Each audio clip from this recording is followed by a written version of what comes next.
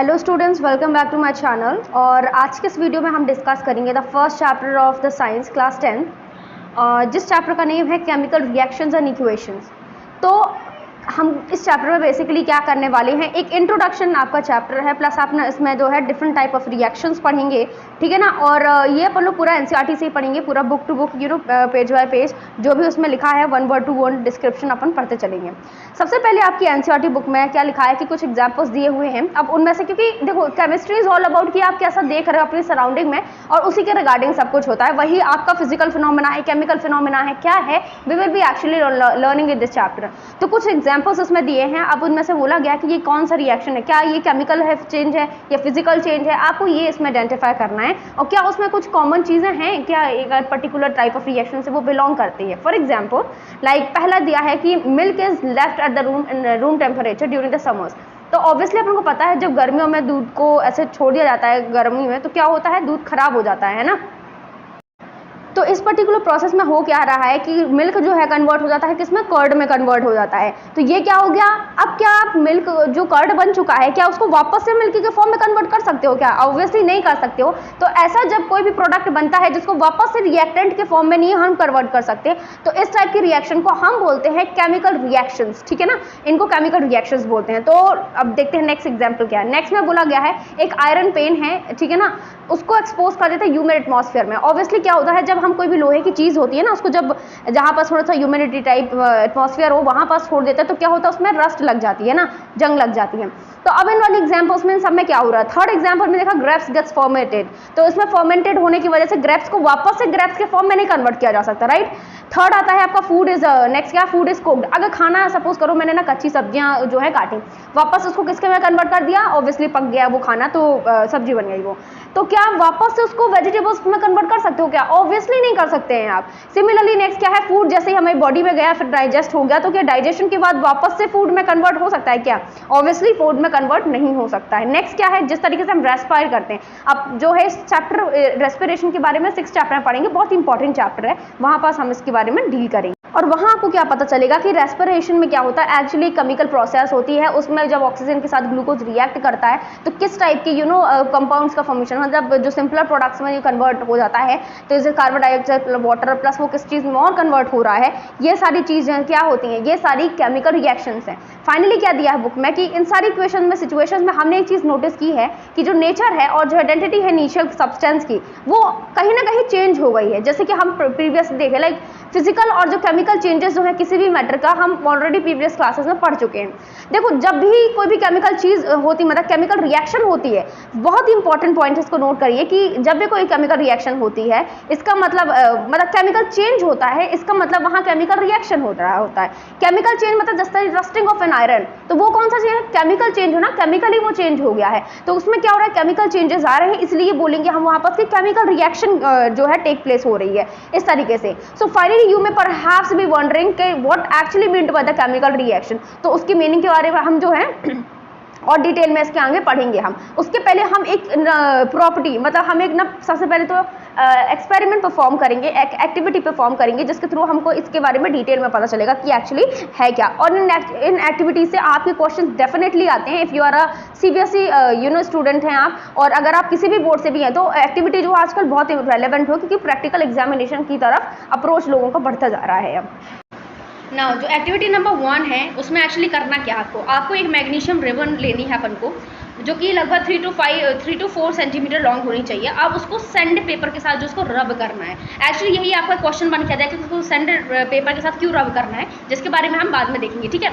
उसके बाद उसने क्या बोला, उसको पेयर ऑफ टोंग्स के साथ पकड़ना है, ये कि इंस्ट्रूमेंट होता है उसके थ्रू पकड़ना है अपन को, और उसको क्या करना है, एक बाय यूजिंग उसको बर्न करना है बेसिकली एक लैम्प का यूज़ करके, और उसकी जो ऐश बनेगी उसको कलेक्ट करना है वॉच ग्लास पे, ठीक है ना। अगर आप केमिस्ट्री लैब में जाएंगे तो आपको ये सारे इंस्ट्रूमेंट जो हैं आपको वहाँ पास मिलेंगे, ठीक है। तो आपको ये एक्सपेरिमेंट के लिए मटेरियल मिलेगा वहाँ पास, और आपको कहना है मैग्नीशियम रिबन को बर्न करना है, keeping it away as possible from your eyes, आपको अपनी आंखों से दूर रखना है, और फाइनली जो ऐश बनेगा उसको वॉच ग्लास में जो है आपको कलेक्ट करना है। अब अपन को देखना है कि इस पर्टिकुलर एक्सपेरिमेंट में हमने ऑब्जर्व क्या किया है। So let's see the observations. Now अब ऑब्जर्वेशन हमको यहाँ से क्या देखने को मिलता है, जब मैग्नीशियम रिबन को हम बर्न करते हैं तो ये डेजलिंग वाइट फ्लेम के साथ बर्न होती है। तो ये क्वेश्चन देखो आपका बन गया है कि किस फ्लेम से बढ़ती है, मतलब इसका जो कलर क्या होता है वो वाइट कलर की फ्लेम होती है, और वो किस में कन्वर्ट हो जाती है, that gets converted into the white powder actually. तो ये सारी चीज़ आपको छोटी छोटी बातें याद रखनी है। यही क्वेश्चन जो है आपका एक्सपेरिमेंटल फॉर्म में जो है आपके क्वेश्चन पेपर में आपको देखने मिल सकता है। नाउ ये जो पाउडर है बेसिकली उस पाउडर को क्या हम बोलेंगे, मैग्नीशियम जो है ऑक्साइड बोलेंगे। Now it is form due to the reaction between the magnesium and that is the oxygen which is present in the air. आप हमेशा एक चीज़ ऑब्जर्व करेंगे कि ऑब्वियसली आपको पता तो होगा ही कि कोई भी चीज़ अगर बर्न होती है तो it is due to the presence of oxygen. अगर एनवायरमेंट में ऑक्सीजन ना हो तो कोई चीज़ जल भी नहीं सकती है, ठीक है ना। तो ये भी बहुत इंपॉर्टेंट है, इसीलिए आपको याद रखना है। इसका रिएक्शन होने के बाद मैग्नीशियम जो है ऑक्साइड बनता है आपका, और क्या व्हाइट कलर का फ्लेम बनता है और व्हाइट कलर का उस पर पाउडर होता है। ओके, नाउ सेकेंड एक्टिविटी में क्या दिया गया है कि आपके पास लेड नाइट्रेट आपको दिया गया है, सोल्यूशन है इसमें, और इसको किस में लिया गया है, एक टेस्ट ट्यूब में लिया गया है। अब इसमें आपको पोटेशियम आयोडाइड को ऐड करना है सोल्यूशन में, और फिर आपको फाइनली बताना है कि उसमें ऑब्जॉर्व किया आपने क्या ऑब्जर्व किया। एक्चुअली इस वाली जो एक्टिविटी को है मैं आपकी टाइप्स ऑफ रिएक्शन में कवर करवाऊंगी, क्योंकि वापस जब आयनिक रिएक्शन आप पढ़ते हो, डबल डिस्प्लेसमेंट रिएक्शन, तब आपको वहाँ एक एग्जाम्पल मिलेगा जिसके थ्रू आप बेटर समझ पाएंगे ये एक्टिविटी एक्चुअली है क्या, ठीक है। थर्ड एक्टिविटी में आते हैं। थर्ड एक्टिविटी में क्या करना है आपको, सबसे पहले ये जो एक्टिविटी है ना थर्ड वाली, ये लगभग आपको हर जगह देखने को मिलेगी। इस चैप्टर में लेंगी, नेक्स्ट चैप्टर जब अपन मेटल नॉन मेटल्स के बारे में पढ़ेंगे वहाँ भी अपन को देखने मिलेंगी। तो ओवरऑल ये जो होती है बहुत ही इंपॉर्टेंट रिएक्शन है, तो प्लीज़ इसको ध्यान से समझिएगा, ठीक है। देखो सबसे पहले क्या करना है, आपको कुछ जिंक ग्रेन्यूल्स लेना, मतलब जिंक की कुछ ग्रेन्यूल्स आपको कॉनिकल फ्लास्क में लेना है, जो कि या फिर एक टेस्ट ट्यूब में लेना है। उसके बाद उसमें आपको क्या ऐड करना है, डाइल्यूट हाइड्रोक्लोरिक एसिड यूज़ करना है, या फिर सल्फ्यूरिक एसिड को इस पर आपको ऐड करना है, ठीक है ना। और इसमें दिया गया कि आपको थोड़ा उसको ध्यान से थोड़ा हैंडल करना है, क्योंकि एसिड है जो, ठीक है ना, तो कम्प्लीटली फेयर आपको फ्री नहीं होना है कंसर्न, तो इस वजह से। नेक्स्टली आपको क्या बोला गया है कि अब जैसे जिस तरीके से आपने एसिड को ऐड किया आपका जिंक ग्रेन्यूल्स में, तो आपने क्या उसमें ऑब्जर्व किया, ठीक है ना। जिस तरीके से आप पता है जब आप केमिकल जब आप जाएंगे लैब में इसको परफॉर्म कराएंगे, आई थिंक आपके टीचर्स भी कराएंगे आपको, तो वहाँ पास आप जब परफॉर्म करेंगे तो आप टेस्ट ट्यूब को जो नीचे बॉटम से जो टच करेंगे ना एसिड डालने के बाद, तो आपको जो है वो गर्म दिखेगा, मतलब टेम्परेचर चेंजेस भी आपको दिखेंगे उसमें। तो फाइनली हम क्या ऑब्जर्व करेंगे, ऑब्जर्वेशन इसमें ये है कि जब ऐसा कुछ होता है तो आपको क्या देखने मिलेगा कि वहाँ पास Zn जो है Zn रिएक्ट जब करता है H2SO4 के साथ में, तो ये ZnSO4 प्लस H2 बनाता है, मतलब कि इस पर्टिकुलर रिएक्शन में हाइड्रोजन गैस जो है वो एमिट हो रही है ना। तो आपको इस टाइप के क्वेश्चन पूछ रहे हैं कि कौन सी गैस इससे एमिट हो रही है, क्या इसमें टेम्परेचर चेंजेस देखने को मिल रहे हैं, तो हाँ आपको टेम्परेचर चेंजेस भी देखने को मिल रहे हैं। तो it is all about this. अब फाइनली क्या दिया गया है, इस कंक्लूजन अगर हम तीनों से निकालें, तीनों अपन ने जो एक्सपेरिमेंट परफॉर्म किया, तीनों जो एक्टिविटी देखी है, हमको इनमें से क्या कह सकते हैं कि तीन चीज़, अगर आपको में ना क्वेश्चन आएगा कि व्हेन कैन यू से कि केमिकल रिएक्शन जो है टेक प्लेस हो रही है, तो आपको ये 4 पॉइंट्स लिख देने हैं। पहला आता है आपका चेंज इन द स्टेट, अगर कोई भी स्टेट में चेंज हो रहा, मतलब कि लिक्विड टू गैसियस में हो रहा है, गैसियस टू किसी भी फॉर्म में कन्वर्जन हो रहा है, तो that is the state change होना कहते हैं उसको, ठीक है ना। Solid to liquid to gas किसी भी फॉर्म में कन्वर्जन होना उसको बोलते हैं चेंज इन द स्टेट। दूसरा आता है चेंज इन कलर, जिस तरीके से हमने देखा कि किस तरीके से वाइट पाउडर बना था जब मैग्नीशियम जो ऑक्साइड का फॉर्मेशन हुआ था, तो क्या हो गया, चेंज इन कलर हो गई। It is just a simple example, और उसमें भी आप काफ़ी सारी चीज़ें और भी देखेंगे आप। नेक्स्ट आता है एवोल्यूशन ऑफ गैस, लाइक हमने भी जिंक वाला एग्जाम्पल देखा था, तो उसमें हमने क्या ऑब्जर्व किया था कि यस कि एमिशन ऑफ गैस हो रहा था, यहाँ पास क्या था, हाइड्रोजन गैस जो है वो एमिट हो रही थी। फोर्थ जो है आपका चेंज इन टेम्परेचर, ऑब्वियसली हमने उसमें ये भी ऑब्जर्व किया था कि वहाँ पर चेंज इन टेम्परेचर भी हो रहा था, है ना, कि टेम्परेचर में चेंजेस देखने को मिले थे, वो ज़्यादा थोड़ा सा गर्म हो गया था, इसीलिए तो टेम्परेचर बढ़ गया था। तो इन सारी चीज़ों से हमने एक चीज़ ऑब्जर्व कर ली हमारे चारों तरफ कि we can see there are number और large variety of the chemical reactions जो कि हमारे चारों ओर हो रही होती हैं, और जिसके बारे में कि डिफरेंट टाइप्स के बारे में जो हम अब पढ़ेंगे अब कि कौन कौन सी टाइप उसका सिंबॉलिकल रिप्रेजेंटेशन जो है पर्टिकुलर चैप्टर में हम डील करेंगे। ओके, नाउ स्टूडेंट्स हम पढ़ेंगे केमिकल इक्वेशंस। केमिकल इक्वेशंस होती क्या है, क्योंकि अभी तक हम वर्डिंग इक्वेशन के बारे में भी देखते आए हैं, ठीक है ना। अभी हम वर्डिंग के बारे में देखेंगे, फिर हम और भी सिंपलेस्ट फॉर्म में किस तरीके से किसी भी रिएक्शन को रिप्रेजेंट कर सकते हैं उसके बारे में देखेंगे। एक्टिविटी 1.1 में हमने देखा था कि किस तरीके से मैग्नीशियम रिबन जो है वो बर्न हुई थी ऑक्सीजन की प्रेजेंस में, और किस तरीके से मैग्नीशियम ऑक्साइड की कन्वर्जन में हुआ था।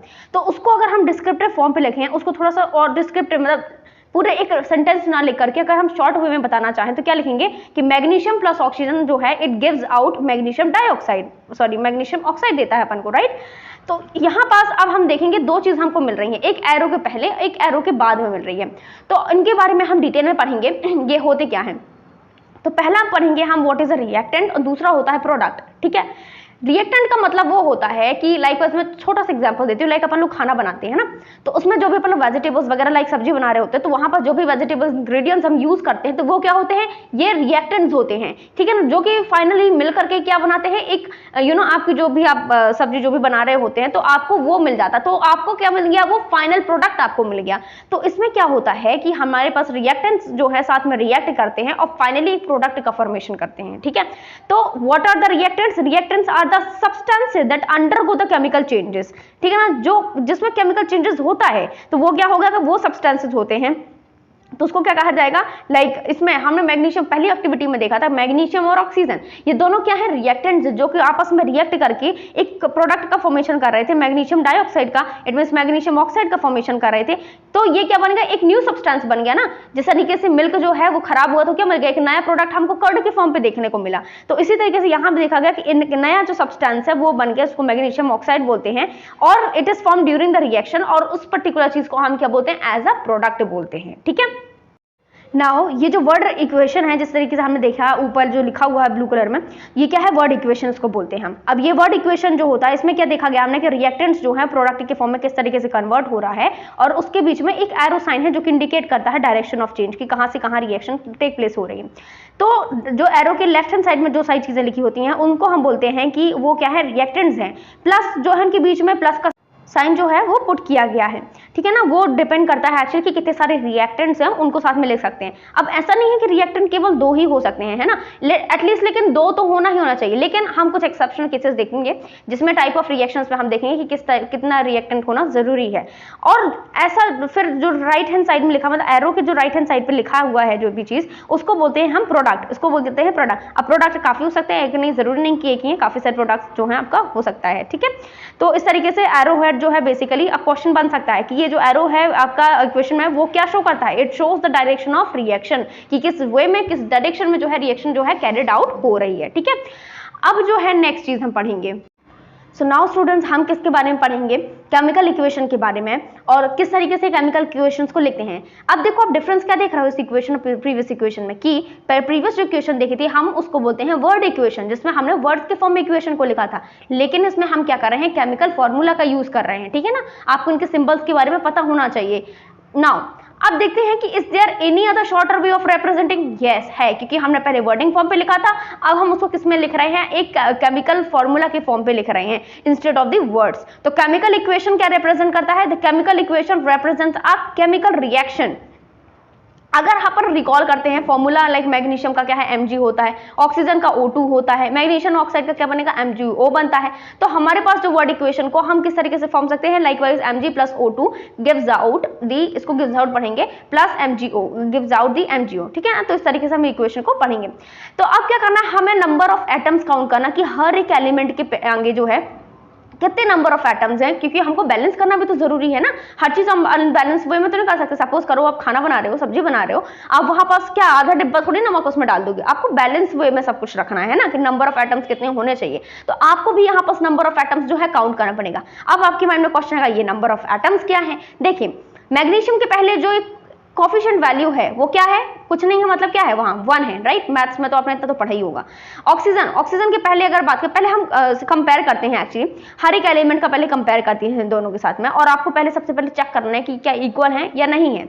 वहां पास अगर राइट हैंड साइड प्रोडक्ट में देखें कि यहाँ पास मैग्नीशियम का भी एक ही एटम है, ऑक्सीजन का भी एक ही एटम है, राइट। लेकिन यहाँ पास ऐसा है क्या, यहाँ नहीं है। लेफ्ट हैंड साइड में अगर हम देखते हैं तो मैग्नीशियम का 1 है और ऑक्सीजन का 2 है। इसका मतलब हमको क्या करना पड़ेगा, बैलेंस करना पड़ेगा। और इस टाइप की इक्वेशन को क्या बोलते हैं, अनबैलेंस्ड इक्वेशन बोलते हैं, या फिर एक स्केलेटल केमिकल इक्वेशन भी बोलते हैं। नाउ आपके माइंड में क्वेश्चन राइज हो रहा होगा कि एक ये अनबैलेंस्ड केमिकल इक्वेशन का मतलब क्या होता है। इसका मतलब ये होता है कि जो मास होता है, जो लाइक प्रोडक्ट और एलिमेंट के रिएक्शन की बात करती हूँ, ये दोनों क्या होता है, ये इक्वल नहीं होता, ये सेम नहीं होता है। दैट्स व्हाई जो है ये गलत माना जाएगा। इसका मतलब आपको इक्वेशन कैसी है, अनबैलेंस्ड है। चलो, तो अब नेक्स्ट जो हम पढ़ेंगे that is all about the balancing the chemical equation. Very important concept है, आप अभी भी पढ़ लें, क्योंकि 11th 12th में भी आपको बहुत ज्यादा इसके बारे में डील करना पड़ता है। Then this is very important point. ठीक है, ना बिफोर बैलेंसिंग द इक्वेशन मैं आपको एक चीज़ ज़रूर रेकमेंड करूंगी कि आप 9th क्लास में आपने ज़रूर पढ़ा होगा कि किस तरीके से मास law of conservation of mass क्या कहता है। Law of conservation of mass क्या कहता है कि मास को ना तो हम क्रिएट कर सकते हैं ना ही डिस्ट्रॉय कर सकते हैं, राइट। इसका मतलब ये है कि हमारी रिएक्शन में जो भी लेफ्ट साइड में जितना प्रोडक्ट होगा उतना ही मतलब रिएक्टेंट्स होंगे उतना तो प्रोडक्ट भी होगा, राइट। इसका मतलब ये है कि सिंपल जो हम अभी तक सब्जी का एग्जांपल लेते आए हैं, हम वो बना रहे थे तो जो भी हमारे इंग्रेडिएंट्स होते हैं ना, लाइक हमने इतना भी पोटैटो डाला है, कितना टोमेटो डाला, वो कम तो नहीं हो जाता ना, वो तो इतना ही उतना रहता है। इसका मतलब ये है मास can neither be created not be destroyed, ना तो उसको बनाया जा सकता है ना इसको डिस्ट्रॉय किया जा सकता है, ठीक है। और उसके आगे बढ़ते हुए फिर क्या है कि ये total law of conservation of mass को ये फॉलो करता है। अब इन अदर वर्ड्स हम बात करें कि हर एक नंबर ऑफ एटम जो होगा, हर एक एलिमेंट का जो नंबर ऑफ एटम्स जो होंगे वो सेम रहेंगे before as well as after the chemical reactions. Hence we need to balance the skeletal chemical equation. And ये जो इक्वेशन है, चलो हम इसको बैलेंस करते हैं। देखो हमने एक्टिविटी 3rd पढ़ी थी जिसमें हमने पढ़ा था जिंक प्लस सल्फ्यूरिक एसिड मिलकर के क्या बनाता है, zinc sulphate plus hydrogen gas का रिलेशन हो रहा था, हमने वापस पढ़ा था, राइट। अब उसको कैसे लिखेंगे, जिंक को कैसे लिखेंगे, Zn प्लस सल्फ्यूरिक एसिड क्या लिखेंगे, H2SO4, फॉर्मूला आपको पता होना चाहिए, ठीक है। और यहां से जो रिएक्शन बनेगा वो क्या बनेगा, ZnSO4 प्लस H2 बनेगा। ये रिएक्शंस हैं। अब आप उनको याद कैसे करेंगे, उसके लिए हम टाइप्स ऑफ रिएक्शंस पढ़ेंगे नेक्स्ट वीडियो में, वहां पास आपको हम बताएंगे, ठीक है। तो इसमें देखेंगे हम कि नंबर ऑफ एटम्स, लाइक मैं अगर जिंक की बात करती हूँ, रिएक्टेंट के साइड में कितना है, अभी तो कुछ नहीं था ना, वो तो मैंने बैलेंस किया हुआ, उसके पहले तो कुछ भी नहीं था। अब अगर मैं राइट हैंड साइड पे देखती हूँ तो वहां पास क्या हो रहा है कि जिंक अभी वहां पास जो है 1 ही है, जिंक का आइटम क्या है 1 है। सल्फर देखेंगे कितना है, वहां राइट हैंड साइड भी 1 है, लेफ्ट हैंड साइड भी 1 है। ऑक्सीजन काउंट करिए आप सबसे ज्यादा पहले कौन सा है, तो ऑक्सीजन लेफ्ट हैंड साइड जो है वो 4 है, तो राइट हैंड साइड भी 4 है। जिंक कैसा है, अगर हाइड्रोजन की बात करती हूँ तो हाइड्रोजन लेफ्ट साइड भी 2 है और राइट साइड भी 2 है। इसका मतलब ये है कि हमारी जो इक्वेशन है वो ऑलरेडी बैलेंस्ड है। इसका मतलब कि हमको यहाँ ना 4 यहाँ 2 यहाँ कुछ भी लगाने की जरूरत ही नहीं है, ठीक है ना। इट वॉज ऑल अबाउट कि आप क्या सोचते हो, क्या मैंने वहां लगा दिया तो आप कंफ्यूज नहीं हो रहे हो, इसका मतलब, ठीक है ना। तो इस तरीके से कि मुझे वहां 4 लगाने की कुछ भी जरूरत है ही नहीं है क्योंकि मेरी रिएक्शन जो है ऑलरेडी बैलेंस्ड है। तो ये बहुत ही कम केसेस में होता है, ऐसा नहीं कि आपको हर बार बैलेंस्ड इक्वेशन मिलेगी, it is something like rare cases ऐसा होता है, ठीक है। And most of the time you will have to balance the equation from yourself itself, ठीक है।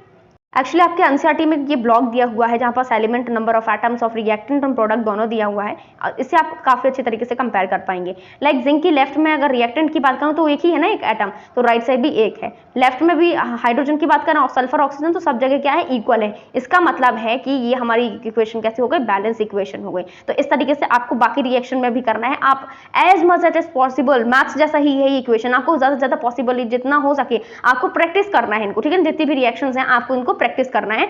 And if you have any problem then do tell me in the comment sections, okay। Now students, अब आपका बहुत ही important जहां से सबसे ज्यादा questions आते हैं वो वाला पार्ट चालू कर रहे हैं अपन, that is the types of chemical reactions. Basically 5 type की केमिकल रिएक्शंस आप इस चैप्टर में पढ़ेंगे, ठीक है ना, जो आप एक्चुअली बहुत इंपॉर्टेंट है। आपको 11th में भी ऑब्वियसली 12th में आपको इसके बारे में बहुत ज्यादा पढ़ना पड़ेगा, ठीक है। तो आप एक कॉन्टिन्यूटी बनाए रखिए और माइंड में ऐसा नहीं कि अब अपन ने पढ़ा और भूल गए, आप एक प्रॉपर नोट्स प्लीज इनके बनाइए, क्योंकि मैं पढ़ा रही हूँ तो यहाँ से जो भी आपको नोट्स बन पा रहे हैं तो आप उसको बनाइए। फिर आप जब सेकंड रीडिंग आप खुद से करिए एनसीईआरटी से, तो उससे भी नोट्स बनाइए। चलिए अब हम पढ़ते हैं कि जैसे 9th में हमने क्या देखा था कि जब केमिकल रिएक्शन होती है तो एटम्स जो हैं किसी भी एलिमेंट के वो चेंज नहीं होते हैं, ठीक है ना। इस तरीके से हमने प्रीवियस जो है पार्ट में हमने देखा था अभी यहाँ पास पहले कि मास can neither be created nor be destroyed, तो उस तरीके से कंजर्वेशन ऑफ मास का देखा था। सिमिलरली केमिकल रिएक्शंस में ये हो सकता है कि वहां पास केमिकल रिएक्शन एक्चुअली है क्या, एक्चुअली ये breaking and formation of bonds होता है, ठीक है ना, बिटवीन द एटम्स, एंड उसकी वजह से न्यू बॉन्ड्स का फॉर्मेशन होता है। मतलब कि कोई 2 रिएक्टेंट मिल करके एक न्यू प्रोडक्ट का फॉर्मेशन करते हैं, ठीक है ना, मतलब कि breaking of bonds and formation of new bonds. तो ये क्या होता है, बेसिकली इसको हम न्यू प्रोडक्ट का फॉर्मेशन बोलते हैं, मतलब कि एक नया सब्सटेंस हमारे पास एक बन के आता है, ठीक है। अब हम क्या पढ़ने वाले हैं, बेसिकली कॉम्बिनेशन। फर्स्ट रिएक्शन जो है आपका कॉम्बिनेशन। अब देखो वर्ड से ही क्लियर हो रहा है, कॉम्बिनेशन मतलब कंबाइन होना, कुछ चीजें कंबाइन हो रही हैं और प्रोडक्ट बना रही हैं। तो सिंपली आपको डेफिनेशन अगर आती है what is a combination reaction, तो आपको लिखना है कि जब व्हेन 2 और मोर सब्सटेंसेस या फिर एलिमेंट्स या फिर कंपाउंड्स मिल करके एक सिंगल प्रोडक्ट का फॉर्मेशन करते हैं उसको बोलते हैं हम कॉम्बिनेशन रिएक्शन। सो व्हेन 2 और more substances combine together to form a single product, the reaction is said to be the combination reaction। अब इसको हम बेसिकली कैसे पढ़ेंगे, एक एक्टिविटी के थ्रू पढ़ेंगे। एक्टिविटी 1.4 जो है, देखिए उसमें क्या है दिया है कि take a small amount of the calcium oxide. ये बहुत ही आपको एक्चुअली यूजुअली देखने को मिलता है, लेकिन let me explain this one. इसमें क्या होता है, आपको एक कैल्शियम ऑक्साइड लेना है जिसको हम क्विकलाइम बोलते हैं। उसका फॉर्मूला होता है कैल्शियम ऑक्साइड का CaO, उसको कैल्शियम ऑक्साइड एक्चुअली बोलते हैं, ठीक है। अब उसमें आपको धीरे धीरे से इसमें वाटर ऐड करना है, कंप्लीटली तुरंत नहीं ऐड कर देना, धीरे धीरे पानी को ऐड करने चलना है। अब फिर आपको बीकर को नीचे से टच करना है। आप क्या देखोगे कि क्या टेम्परेचर में कोई चेंजेस आ रहे हैं, अगर आ रहे हैं तो क्या चेंजेस आ रहे हैं, आपको इसके बारे में डील करना है, ठीक है। नाउ अपन लोग ने देखा होगा कि जब अपने घर में व्हाइट वॉशिंग जिसको बोलते हैं, क्या होता है कि वो जो भी लाइम होता है, मतलब चूना जो भी बोलते हैं उसमें, तो इसमें क्या होता है कैल्शियम ऑक्साइड जिसको हम क्विकलाइम बोलते हैं, उसमें हम क्या करते हैं वाटर को ऐड करते हैं। अब जब वाटर को उसमें ऐड करते हैं तो उसमें स्लेक्ड लाइम का फॉर्मेशन होता है। उसका फॉर्मूला आप याद कर लीजिए प्लीज, ये जरूर याद करिए क्योंकि ये आता है और बच्चे obviously they always turn to confuse कि what is quicklime, what is slaked lime, ठीक है ना। नाउ तो क्विकलाइम का फॉर्मूला क्या होता है, कैल्शियम ऑक्साइड जिसको बोलते हैं हम CaO। केमिकल नेम भी याद रखिए, केमिकल फॉर्मूला भी आप उसको याद रखिए। प्लस क्या करता है उसमें हम वाटर ऐड कर दिया तो हमारे पास क्या बन गया, आपको स्लेक्ड लाइम प्लस हीट निकलेगी। तो क्या होता है इसका स्लेक्ड लाइम का फॉर्मूला कैल्शियम हाइड्रोक्साइड पढ़ते हैं इसको, प्लस जो है हीट निकलना। इस रिएक्शन में हम देख रहे हैं हीट जो है प्रोड्यूस हो रही है। उसके साथ हम क्या देख रहे हैं कि जिस तरीके से हमने डिफाइन किया था इस रिएक्शन को, जब दो या दो से ज्यादा जो है एलिमेंट्स कंबाइन होते हैं या फिर सॉरी सब्सटेंसेस जो कंबाइन होते हैं या फिर कंपाउंड्स कंबाइन होते हैं, तो उसमें हमने दो देख रहे हैं कि दो जो है एलिमेंट्स कंपाउंड हो रहे हैं, मतलब जो कंपाउंड जो है वो रिएक्ट कर रहे हैं, लाइक कैल्शियम ऑक्साइड हो गया प्लस वाटर, तो क्या बनाता है calcium hydroxide plus heat release हो रही है। इसका मतलब ये है कि इससे एक और क्वेश्चन बनता है व्हाट एक्सोथर्मिक रिएक्शन का। तो कॉम्बिनेशन रिएक्शंस क्या एक्सोथर्मिक रिएक्शन होती हैं, तो यस। क्यों, इस रिएक्शन में आप देखोगे कि इसमें लाइक मैंने देखा कि हीट रिलीज हो रही है, तो एक्सोथर्मिक रिएक्शन को क्या बोलते हैं हम, all those reactions in which the heat is produced. इसमें क्या हो रहा है, हीट तो प्रोड्यूस हो रही है ना, इसका मतलब ये क्या है, एक एक्सोथर्मिक रिएक्शन है। तो यहां से एक और आपको क्वेश्चन का बढ़िया आंसर मिल गया, ठीक है ना। अब ये क्वेश्चन एक्चुअली पूछा जाता है इसलिए मैं आपको बता रही हूं और डेफिनेटली आपको देखने को मिलेगा, इससे बाहर आपको कुछ नहीं देखने को मिलेगा, ठीक है। नाउ स्टूडेंट्स, आप डू यू नो में ये जो टेबल दी गई है आपके सामने उसमें पढ़ते हैं, उसमें बहुत इंपॉर्टेंट चीज़ लिखी हुई है जो ऑलरेडी हम रिएक्शन पढ़ चुके हैं। देखो आपने देखा हो अपने घर में जब व्हाइट वॉशिंग होती है तो उसमें पता है व्हाइट वॉशिंग में क्या करते हैं, अपन चूना तो नहीं पोतते ना, उसमें क्या करते हैं, उसमें पहले पानी डालते हैं उसके बाद उसको पेंट करते हैं, राइट। तो अपन क्या करते हैं उस पर्टिकुलर प्रोसेस को क्या बोलते हैं, व्हाइट वॉशिंग बोलते हैं। अब इसमें क्या होता है, जो कैल्शियम हाइड्रोक्साइड होती है, अब अपन ने जब देखा होगा जब वो पेंट करते हैं तो तुरंत व्हाइट कलर नहीं आ जाता है, वो कुछ देर बाद आता है। ऐसा क्यों होता है, इसके पीछे जो है केमिकल रीजन है। कौन सा है, देखिए क्या होता है, कैल्शियम हाइड्रोक्साइड तो ठीक है अपन ने पेंट किया तो वो क्या होगा, कैल्शियम हाइड्रोक्साइड होगा जिसको स्लेक्ड लाइम बोलते हैं। जब वो क्या करता है धीरे धीरे कार्बन डाइऑक्साइड, जो ऑक्सीजन जो एटमॉस्फेयर में जो प्रेजेंट कार्बन डाइऑक्साइड होता है उसके साथ वो रिएक्ट करता है और कार्बन डाइऑक्साइड के साथ रिएक्ट करने से वो कैल्शियम कार्बोनेट का फॉर्मेशन करता है प्लस वाटर का फॉर्मेशन करता है। तो ये जो कैल्शियम कार्बोनेट होता है, ठीक है ना, वही व्हाइट कलर होता है जो आपको वहां देखने को मिलता है, ठीक है। तो ऑब्वियसली जो आपको व्हाइट कलर फिर धीरे धीरे आता है, तुरंत एकदम से नहीं आ जाता है। इसलिए क्यों होता, रीजन क्या है, क्योंकि कार्बन डाइऑक्साइड के साथ वो बाद में थोड़ा धीरे धीरे जो है वो रिएक्ट करता है, ठीक है। एटमॉस्फेयर में जो प्रेजेंट होता है कार्बन डाइऑक्साइड, उसके थ्रू हमको कैल्शियम कार्बोनेट जो है देखने को मिलता है। तो आपको क्वेश्चन आ सकता है कि जो आप वॉल पेंट होती है उसमें पहली बात तो रीजन क्यों इतने टाइम क्यों लगता है, और दूसरी बात जो उसका व्हाइट कलर होता है वो किसका वजह होता है या फिर क्या होता है, वो कैल्शियम कार्बोनेट होता है, ठीक है ना। नाउ स्टूडेंट्स, अब कुछ और एग्जांपल्स जो है कॉम्बिनेशन रिएक्शंस को, मतलब मैं आपको रेकमेंड करूंगी लाइकवाइज अगर आगे आपका कि व्हाट इज कॉम्बिनेशन रिएक्शन, उसकी एग्जांपल दीजिए। तो कॉम्बिनेशन रिएक्शन की आप डेफिनेशन लिख दीजिए और एटलीस्ट आप 2-3 तो एग्जांपल दिए हैं ताकि जो एग्जामिनर होता है ना वो आपकी कॉपी देख के ही कॉपी चेकिंग वाला जो होता है वो भी आपसे इंप्रेस हो जाएगा कि हाँ भाई उससे कुछ आता है ना। ऐसा नहीं कि बस एक ही पढ़ गए चले गए बस, तो एटलीस्ट 2-3 तो आनी चाहिए आपसे। नेक्स्ट देखो, जब कोई भी चीज बर्न होती है ना in the presence of oxygen, तो वो आप याद रख लीजिए कि क्या होता है, क्योंकि उसमें हीट रिलीज होती है ना, तो वो कौन सी रिएक्शन होती है, एक्सोथर्मिक। इसका मतलब कि वो कॉम्बिनेशन रिएक्शन है, like burning of a coal. Directly पूछा जा सकता है बर्निंग ऑफ अ कोल जो है वो कौन सी रिएक्शन है, तो बोलना पड़ेगा आपको ये कॉम्बिनेशन है, क्योंकि कार्बन प्लस ऑक्सीजन जो रिएक्ट करता है तो कार्बन डाइऑक्साइड का फॉर्मेशन करता है। नेक्स्ट बात करते हैं formation of water from the H2 plus O2। तो क्या होता है एक्चुअली वाटर का फॉर्मेशन कैसा होता है, जब H2 प्लस O2 रिएक्ट करता है साथ में तो वो H2O का फॉर्मेशन होता है। और आपको बैलेंस जो मैंने प्रीवियस वीडियो में बताया था, मतलब प्रीवियस पार्ट में बताया था कि किस तरीके से बैलेंस करना है, तो उसके पहले आप देख सकते हैं। तो क्या क्या गया है इसमें, तो उसमें क्वेश्चन को भी बैलेंस कर दिया। तो सिंपल वर्ड्स में हम क्या कह सकते हैं, जैसे मैंने पहले बताया था, जब 2 या 2 से ज्यादा सब्सटेंसेस जो हैं कंबाइन होते हैं तो वो एक सिंगल प्रोडक्ट का फॉर्मेशन करते हैं और इस पर्टिकुलर रिएक्शन को बोलते हैं हम कॉम्बिनेशन रिएक्शन। नाउ स्टूडेंट्स, हमने 1.4 एक्टिविटी में क्या देखा था कि जहाँ पास हम कैल्शियम ऑक्साइड जब वाटर के साथ रिएक्ट करता है तो स्लेक्ड लाइम का फॉर्मेशन हो रहा था, और वहाँ पास हमने ये भी देखा था कि हीट रिलीज हो रही है। और मैंने आपको ऑलरेडी बता दिया था कि what is a exothermic reaction. ऐसी रिएक्शंस, एक्सो मींस होता है मतलब बाहर निकलना ना, एग्जिस्ट होना, तो इसका मतलब है ऐसी रिएक्शन जिसमें हीट जो है रिलीज होती है along with the formation of the product. ऐसा नहीं सिर्फ हीट बस रिलीज हो रही है, प्रोडक्ट भी बन रहा है, उसको बोलते हैं हम एक्सोथर्मिक रिएक्शंस। कुछ एग्जांपल्स इसके देख लेते हैं। पहला एग्जांपल्स लाइक नेचुरल गैसेस की बर्निंग। नेचुरल गैसेस कौन है? लाइक CH4, मीथेन जो है, मीथेन क्या है? नेचुरल गैस है ना। तो इसका जब बर्निंग करेंगे तो बर्निंग हमेशा किसकी प्रेजेंस में होता है? ऑक्सीजन की प्रेजेंस में होता है। तो जब भी मीथेन ऑक्सीजन के साथ रिएक्ट करता है तो कार्बन डाइऑक्साइड का फॉर्मेशन करता है प्लस वाटर का फॉर्मेशन करता है। तो इस रिएक्शन में हमने क्या देखा था? ये किसका एग्जांपल है? बर्निंग का। इस वजह से इसमें रिलीज जो हो रही है, गैस रिलीज हो रही है, मतलब गैस इन द सेंस कि यहाँ पर हीट रिलीज हो रही है। अब आप क्या पता है आपको कि जो एक्सोथर्मिक, जब आप 6 चैप्टर में एक्चुअली पढ़ोगे, मैं आपको पढ़ाऊंगी जब, तो रेस्पिरेशन चैप्टर में उसमें देखेंगे अपन। रेस्पिरेशन में क्या होता है? हीट रिलीज होती है, मतलब कि वो किसी भी फॉर्म पे हो, बट एक्चुअली क्या होता है? एनर्जी रिलीज होती है। वो किसके फॉर्म में होते हैं? एनर्जी के फॉर्म पे होती है। ये कब होता है? लाइकवाइज देखो, इसमें थोड़ा सा आपके दिया हुआ है, डिटेल में तो नहीं दिया है। क्या दिया इसमें कि हम सबको पता है कि खाना जो हमें जो है एनर्जी चाहिए है किसके लिए? अगर हमको जिंदा रहना तो हमें एनर्जी की जरूरत है, और ये जो एनर्जी हमको खाने से मिलती है। अब ऐसा तो नहीं है कि बस हमने खाना तुरंत डाला मुंह के अंदर और तुरंत हमको एनर्जी मिल गई, ऐसा तो नहीं होता ना। उसमें काफी लंबी प्रोसेस होती है, लाइक उसमें डाइजेशन होती है, फूड को स्मॉलर सब्सटेंसेस में जो है वो ब्रेक डाउन होता है। For example rice, potato, bread, ये इसमें कार्बोहाइड्रेट्स कंटेंट मटेरियल होते हैं, ठीक है। तो ये जो कार्बोहाइड्रेट्स जो होते हैं वो सिंपल ग्लूकोज के फॉर्म में जो है कन्वर्ट हो जाते हैं, और ये जो ग्लूकोज है वो फर्दर जो है आपका ऑक्सीजन के साथ कंबाइन होता है अपनी बॉडी के शेल्स पे, और वो क्या हमको प्रोवाइड कराता है? एनर्जी, ठीक है ना। तो ये जो स्पेशल टाइप जो रिएक्शन का नाम दिया गया है रेस्पिरेशन। तो रेस्पिरेशन क्या दिया गया है? एक प्रोसेस का नाम है, समझ में आया? अब आप जब मैं नेक्स्ट चैप्टर में आपको पढ़ाऊंगी तो उसमें आपको पता चलेगा कि रिएक्शन जब पढ़ेंगे कि रेस्पिरेशन में और ऑक्सीडेशन में क्या डिफरेंस होता है, ब्रीदिंग और ऑक्सीडेशन रेस्पिरेशन में क्या अंतर है, उसके बारे में हम वहां पास डिफरेंस जो है देखेंगे। तो जिसके बारे में नेक्स्ट चैप्टर में ऑब्वियसली देखेंगे हम। देखो अब क्या होता है, यहाँ पास ग्लूकोज ऑक्सीजन के साथ कंबाइन होता है तो carbon dioxide plus water plus energy का फॉर्मेशन करता है। अब एनर्जी क्या है? इज अ फॉर्म ऑफ वो किसके फॉर्म में? हीट के फॉर्म पे निकल रहा है। हीट के फॉर्म पे नहीं, कोई भी फॉर्म कोई भी हो सकता है, लेकिन कुछ भी एक्स्ट्रा प्रोडक्ट निकल रहा है just along with the formation of the product, तो वो क्या है? एनर्जी यहाँ पास निकल रही है। तीसरा एग्जांपल दिया गया है कि वेजिटेबल्स होते हैं जब वो कंपोस्ट के फॉर्म में कन्वर्ट होते हैं तो वो किसका एग्जांपल है? एक्सोथर्मिक का, क्योंकि कहीं ना कहीं उसमें रिलीज हो रहा है गैस, मतलब कि वहां पर जो है कन्वर्जन हो रहा है, दैट्स वाई, ठीक है ना।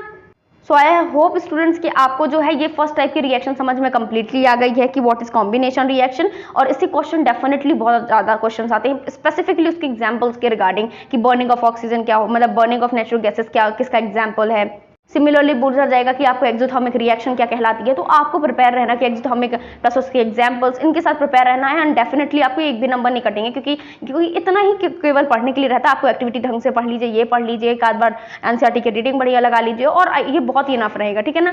क्योंकि मैंने इस तरीके से पढ़ा था ना, I just scored quite well, तो इसलिए बोल रही हूँ आपको कि हाँ आप इस तरीके से करके आप अच्छा स्कोर आप कर सकते हो, ठीक है। नाउ जो है हम नेक्स्ट वीडियो में पढ़ेंगे टाइप्स ऑफ जो रिमेनिंग टाइप ऑफ रिएक्शंस है। एक्चुअली मैं इस वीडियो में थोड़ा ज्यादा लंबी हो जाएगी, इसलिए मैं वीडियो को यहीं बंद करना चाह रही हूँ। तो नेक्स्ट वीडियो में हम पढ़ेंगे डिकम्पोजिशन रिएक्शन और जो रिमेनिंग रिएक्शंस है उनके बारे में। Okay, thanks for watching the video and do subscribe to my channel.